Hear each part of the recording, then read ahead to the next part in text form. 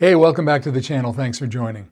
Today I want to talk about a trend that has been within the computer and software industry for a long time now and is now heading towards the auto industry, and that is subscription services.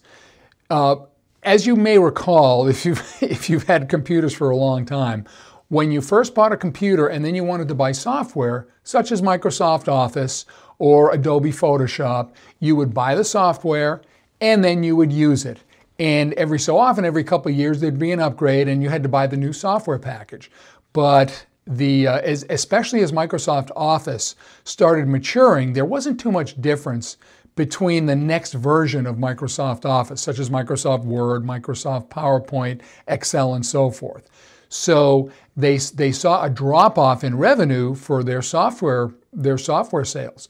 So what they started doing, such as Microsoft, they started offering Microsoft Office 365, which is now, I believe, called Microsoft 365 or Windows 365. And basically, it's a yearly subscription plan so that you always have the latest version of the software, but you have to pay an annual subscription. That's also the same with Adobe, such as with Photoshop and Premiere Elements. You buy, instead of the software one time, you pay the subscription fee. You have Adobe Creative Cloud, and again, you probably have it tied to your credit card, so it's an automatic charge every month or so forth. And this has really reaped a lot more revenue for the computer and software industry. Well, it's starting to happen in the auto industry as well. There are already car companies that are charging a subscription service, and of course there have been. You all probably know, if you have a General Motors car, if you wanted OnStar, that's an annual subscription fee, but it's kind of an optional thing. You don't really need it if you don't want it. Chrysler also has their version called Uconnect, and again, it's convenient to have with Uconnect. You can have an app on your phone that locks and unlocks your car remotely, starts the car remotely. You can find your car remotely if you're not sure where it's at. And also if the car, is stolen, then it tracks that as well. But again, the car industry is now starting to do this more frequently, and moving forward, it's a new revenue stream model that they think will be a lot better for them and make them a lot more money. Some call it microtransactions. Others call it, you're paying a subscription fee to unlock certain features. And let me give you some examples of this. Recently, BMW was selling an $18 a month subscription fee for heated seats in some countries. I don't think it was happening here in the United States, but again, they were charging that. Also, BMW tried to charge an $80 a month access fee for Apple CarPlay and Android Auto in their vehicles. I don't think they started this in the United States, but they started it in some other countries, and obviously it failed because basically this was being offered free by everyone. But again, they're trying to look for revenue streams to increase their revenues. Tesla also was in the news recently because there was a story about a guy who bought a used Model S, and the previous owner had changed out the battery, and he changed it from the 60 kilowatt battery to the 90 kilowatt hour battery.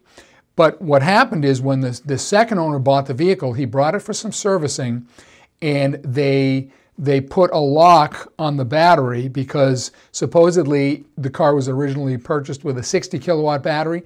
So they said, well, this is a 60 kilowatt battery car, even though the battery was a 90 kilowatt hour battery, but they put a software lock on it. So they wanted to charge him $4,500 to unlock the additional additional capacity of that battery, which was, again, from 60 to 90 kilowatt, and it probably increased the mileage an extra 80 miles possibly between charges. So again, that was big on Twitter. He protested, and that was reversed. But again, it's just indicating a trend that's happening in the car industry.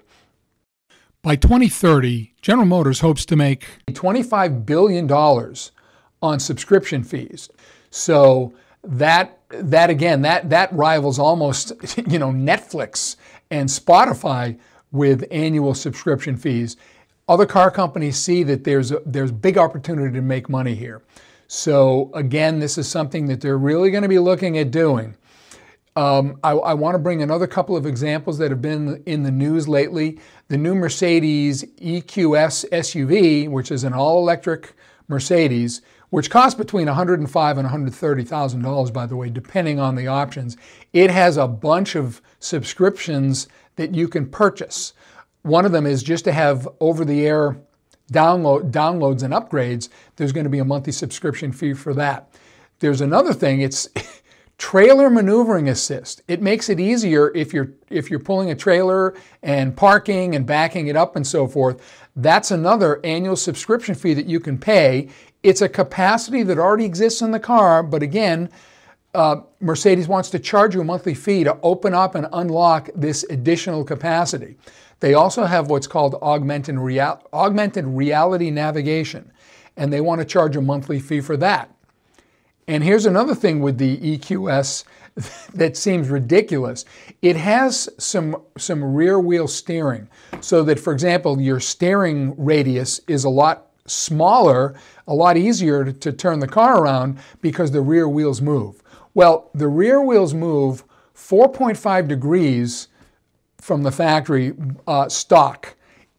If you pay an extra approximately $600 a year, that's in Germany right now, $600 a year, you get an additional, I think it's 5.5 degrees, so it gives you a total of 10 degrees extra steering capability in the rear wheels. Again, in Germany, at $600 a year just for that extra capability. It's already built into the car. But again, they're trying to increase their revenues with this additional revenue stream using subscriptions. So again, it's not something that, I don't think is really good for the consumer. Another thing that's happening, I recently did a video on the upcoming Dodge Charger Daytona SRT Banshee, which is an all-electric Dodge Charger that's supposedly coming out in the 2024 model year. Now, the Daytona Banshee, the Charger Daytona Banshee, is going to come in 3 different power levels. And of course, this is all tentative. And in each power level, there's going to be a base level, and then you're going to be able to unlock extra horsepower by paying thousands of dollars extra for the second and third level of that Banshee. So again, there's going to be like a base level, 400 horsepower. You'll be able to add some more horsepower to that. And then if you buy the base 600 horsepower level, you'll be able to add horsepower to that by paying thousands of dollars. And then there'll be tentatively an 850 horsepower level that, again, you'll be able to pay thousands to upgrade that in horsepower. Now, each level comes with that extra capability, but it's the software unlock via a subscription or just an unlock fee that's going to give you that extra horsepower. It also means that the capability of the vehicle in each level has to be at the high level. For example, the car has to have the capability of having brakes and suspension that can handle the highest level of horsepower within each tier. So you're paying extra money to make sure that the car you're buying, even if you buy the base level, has the capacity for the highest level of horsepower within that tier. So we'll see what happens if this is something that customers are going to go for. So it's almost like, you know, they're holding your car hostage, and you've got to pay the extra ransom to make sure you get the car's capabilities that the car was made with. So we'll see. Again, it's a new revenue stream that the car companies are looking for. One of the reasons is they're all rushing towards electric vehicles. And to put the infrastructure in place for electric vehicles is very, very expensive. So they're looking for additional revenue streams to help finance that, as well as to just, you know, make extra money. Nothing wrong with making extra money, but again, it's at the expense of the consumers. So that's it in a nutshell. I wanted to do a quick video on this trend in the auto industry to again unlock additional revenues by way of subscription fees. Thanks for joining my video today. If you haven't already done so, please subscribe to my channel, hit the notification bell, and like this video. It helps. Take care. We'll see you next time.